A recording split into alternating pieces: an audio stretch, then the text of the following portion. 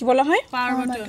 এইটাকে বলা হয় পাওয়ার বাটন। এটা যদি চাপ প্রেস করা হয় এখানে, তাহলে এটা ল্যাপটপ অন হবে অথবা অফ হবে। অফ করার মাধ্যম হচ্ছে আরেকটা, সেটা হচ্ছে আমরা যদি এখানে যাই, এখানে গিয়ে স্টার্ট মেনুতে যদি ক্লিক করি, তাহলে এই যে পাওয়ার বাটন আসে, এই যে পাওয়ার বাটন, এখান থেকে দেখো আছে এই যে পাওয়ার। আমরা যখন স্টার্ট, এই যে পাওয়ার দেখছো, পাওয়ারে যদি ক্লিক করি, রিস্টার্ট, শাটডাউন, স্লিপ এবং লক। আমরা কখন লক করবো না, যদি লক করতে চাই লক করে দিব। এরপর যদি আমরা স্লিপ মোডে রাখতে চাই, মানে কিছুক্ষণ পর পর ব্ল্যাক হয়ে যাবে, এটা ব্ল্যাক। তারপর হচ্ছে শাটডাউন, বন্ধ করার জন্য। আর রিস্টার্ট যদি করতে চাই, সেটা হচ্ছে আমার মোবাইল ল্যাপটপে কোনো সমস্যা দেখা দিচ্ছে বা একটু হ্যাং করছে, তখন আমরা কী করি, রিস্টার্ট দিই। অথবা মাঝে মাঝে রিস্টার্ট রিকোয়ারমেন্ট চাই, এখানে আসার পরে রিস্টার্ট রিকোয়ারমেন্ট চাই, তখন আমরা রিস্টার্ট দিই। ওকে, তো এটা হচ্ছে আমার প্রথম। আর এই যেটা দেখছো, এটা হচ্ছে কিবোর্ড। আর এই কিবোর্ডটা কিন্তু আলাদাও পাওয়া যায়, এই কিবোর্ডটা আলাদা পাওয়া যায়। যদি আমার এখানে পুরোটা ইংরেজি কিবোর্ড, তো বাংলা কিবোর্ডও থাকে।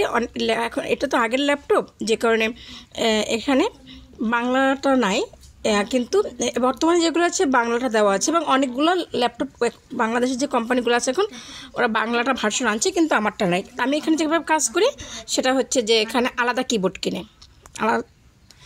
আর এই যে এটাকে বলা হয় মাউস প্যাড।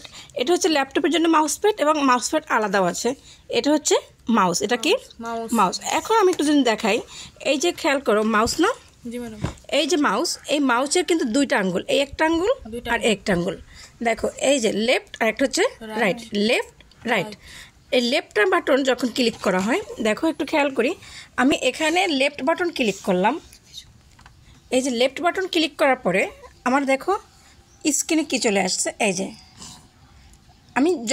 আমি আর রাইট বাটন ক্লিক করার পরে, এই রাইট বাটন হচ্ছে ল্যাপটপ মাউসের, এই যে রাইট বাটন এই পাশটা ক্লিক করলে কিন্তু আমার যে কোনো অপশনটা চলে আসে। তো আমরা মাঝে মাঝে কী করি, ল্যাপটপে বা কম্পিউটারে রিফ্রেশ দেওয়া হয়, তখন রাইট বাটন ক্লিক করলে রিফ্রেশটা চলে আসে। আচ্ছা, আমরা আজকে যেটা দেখব সেটা হচ্ছে কীভাবে মাইক্রোসফট অফিসে কাজ করে এবং তোমাদের যে টুকিটাকি কাজগুলো ষষ্ঠ শ্রেণীর জন্য। আচ্ছা, আমাদের এই যে দেখো, এটা হচ্ছে ডেস্কটপ। এই পুরোটা যদি খেয়াল করো, এই যে পুরোটা, এইটা পুরোটা হচ্ছে ডেস্কটপ। আর ডেস্কটপে দেখো, এই যে ডেস্কটপে আছে, আর এইটা হচ্ছে এই যে দেখো, এই একটা বার আছে, এটাকে বলা হয় টাস্ক বার। এটা হচ্ছে ডেস্কটপ। এই যে দেখো, এই পুরোটা হচ্ছে ডেস্কটপ।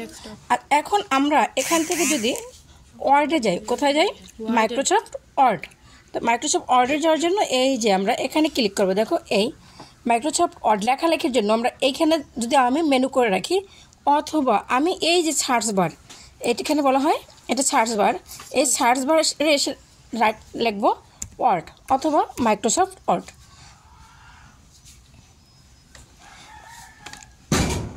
এখানে লেখার পরে এই যে আমি ওপেনে ক্লিক করলাম। ওপেনে ক্লিক করার পরে আমার এই চলে আসছে ওয়ার্ড ফাইলে, এটা চলে আসছে ওয়ার্ড ফাইলে। এখন দেখো উপরে যেটা আছে, এখানে আছে হোম, ইনসার্ট, পেজ লেআউট, তারপর এগুলো আমার অনেক কিছু দেওয়া আছে। আর আমরা লেখালেখি করার জন্য আমরা এই যে পয়েন্ট আছে, দেখো এইটা হচ্ছে আমরা আমাদের ফন্ট নিব। আমি বাংলা লিখবো না ইংরেজি লিখবো, তো আমরা যেহেতু ইংরেজি লেখা শিখবো, প্রথমত আমরা টাইমস নিউ রোমান, অন্যগুলো ফন্টও লেখা হয়, তবে সবচেয়ে বহুল প্রচলিত এবং আমরা যে লেখাটা লিখি সেটা হচ্ছে টাইমস নিউ রোমান। আর এই যে দেখো, এই যে ডটটা, এই যে আমি যেখানে এখানে মাউসটা রাখা আছে, এটা হচ্ছে ফন্টটা বড় ছোট করার জন্য। আচ্ছা, এখন আমরা যদি এখানে একটু লিখি, আমরা যেহেতু আজকে নতুন ক্লাস, তাহলে ওয়েলকাম ক্লাস 6 লিখি। ওয়েলকাম